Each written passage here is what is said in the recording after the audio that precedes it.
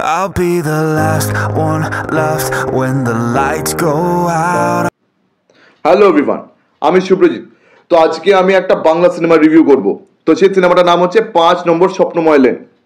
তো এটা একটা টিপিক্যাল ফ্যামিলি ড্রামা সিনেমা।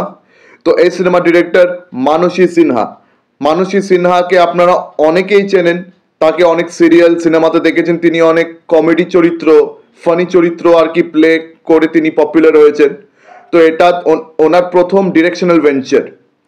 তো এই সিনেমাতে অনেক নাম করা অভিনেতা অভিনেত্রী রয়েছেন, যাদেরকে প্রচুর সিরিয়াল সিনেমাতে দেখেছেন, যেমন অপরাজিতা আঢ্য রয়েছেন, খরাজ মুখার্জি রয়েছেন, সুমিত সমাদ্দার রয়েছেন, তাছাড়া অর্জুন চক্রবর্তী রয়েছেন, আরও অনেকেই রয়েছেন যাদের নাম কিন্তু আমার খুব একটা জানা নেই, তবে অনেক সিরিয়াল সিনেমাতে তাদের মুখ দেখেছি, চেনাশোনা রয়েছে।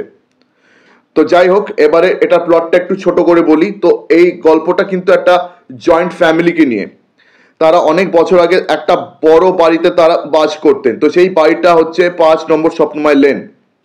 তো এই বাড়িটার যিনি কর্তা, তার অকাল মৃত্যুর পরে এই বাড়িটা কিন্তু তাদের জন্য মেনটেন করা সেটা মুশকিল হয়ে উঠেছিল। এই বাড়িটা তারা মানে জানতো না যে কিভাবে মেনটেন করবে বা কিভাবে সামলাবে। তো সেই জন্য তারা বাড়িটাকে বিক্রি করতে আর কি বাধ্য হয়েছিল। তো এখন অনেক বছর কেটে গেছে, এখন ওই জয়েন্ট ফ্যামিলি সবাই আলাদা আলাদা আলাদা আলাদা থাকছে, এদিক ওদিক তারা ছড়িয়ে ছিটিয়ে গেছে। তো এই বাড়ির ঠিক আছে মানে দুটো সদস্য আছে, তখন তাদের বয়স অনেক কম ছিল, তারা দুটো বাচ্চা মেয়ে, এখন তারা অনেক বড় হয়ে গেছে। তো তারা দুই কাজিনস, তারা ঠিক করেছে যে তারা এই বাড়িটাকে আবার রিক্লেম করবে, আবার এই বাড়িটাকে তারা কিনবে। তো সেই বাড়িটাকে তারা এবারে কি করে রিক্লেম করে, সে বাড়িটাকে তারা আবার ফেরত পায় কি না, এটা নিয়ে হচ্ছে বাকি গল্প। তো দেখুন, এই ধরনের সিনেমা কিন্তু বেসিক্যালি আর কি যারা বয়স্ক রয়েছেন, যারা বুড়ো বুড়ি রয়েছেন, তাদের জন্য কিন্তু এই সিনেমাটা পারফেক্ট সিনেমা। আমাদের জন্য মানে ইয়াং অডিয়েন্সের কিন্তু এই সিনেমাটা একদমই পোষাবে না।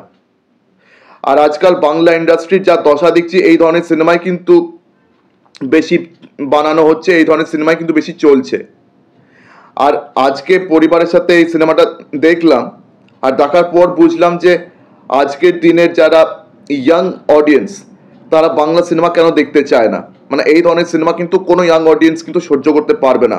মানে আমারও কিন্তু এই সিনেমাটা ভালো লাগেনি। বিশেষ করে ফার্স্ট হাফটা তো একেবারেই আমার সহ্য হয়নি, সেকেন্ড হাফটা তাও একটু সহ্য করা গেছে। তবে এটা টিপিক্যালি মানে যেরকম ফ্যামিলি ড্রামা সিরিয়াল মার্কা সিনেমা হয়, একদম সেরকমই সিনেমা। তো এই সিনেমাকে নিয়ে আমার ভালো কিন্তু কিছু বলার নেই। তবে মানে যারা বয়স্ক মানুষ রয়েছেন, মানে বুড়ো বুড়িরা রয়েছেন, তাদের কিন্তু এই সিনেমাটা অবশ্যই ভালো লাগবে। আর তারা কিন্তু এই সিনেমাটা আজকেও কিন্তু ভোরে ভোরে দেখছেন। তো এই সিনেমাটা তাদের জন্য। আর হ্যাঁ, আর যারা আর কি ওই জয়েন্ট ফ্যামিলির ওই কালচারে যারা থেকেছেন, তারাও কিন্তু কিছুটা হলে এই সিনেমার সাথে রিলেট করতে পারেন। তো এই সিনেমা নিয়ে আর বেশি কিছু আমার কিন্তু অ্যাকচুয়ালি বলার নেই। ঠিক আছে, এই সিনেমার মানে আমার কাছে যথেষ্ট ইরিটেটিং লেগেছে। ফার্স্ট হাফটা তো প্রচুর ইরিটেটিং ছিলই, সেকেন্ড হাফটা ফার্স্ট হাফের থেকে আমার একটু কম ইরিটেটিং লেগেছে। তবে হ্যাঁ, ওই তরুণ দর্শকদের জন্য কিন্তু এই সিনেমাটা মোটেই উচিত সিনেমা না দেখার। ওই বুড়ো বুড়িদের জন্যই ভাই ঠিক আছে। আর আজকাল এই ধরনের সিনেমায় কিন্তু টিভিতে টিআরপি বেশি কুড়োচ্ছে, আর এই ধরনের সিনেমায় কিন্তু ইন্ডাস্ট্রিতে বেশি চলছে। যদিও দেবের খাদান কিন্তু এবারে খুব ভালো ব্যবসা করছে। তো ইয়াং অডিয়েন্সের জন্য কিন্তু খাদানের মতন ছবির খুব দরকার।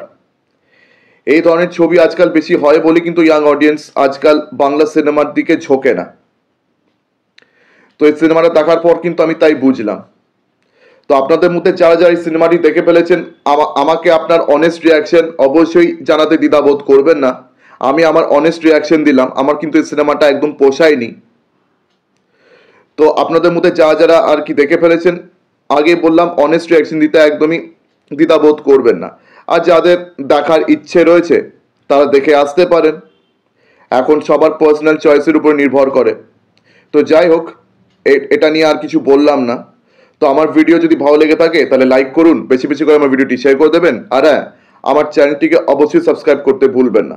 তো আজকের দিনের মতন টাটা, চোখ রাখুন পরবর্তী ভিডিওতে। ধন্যবাদ।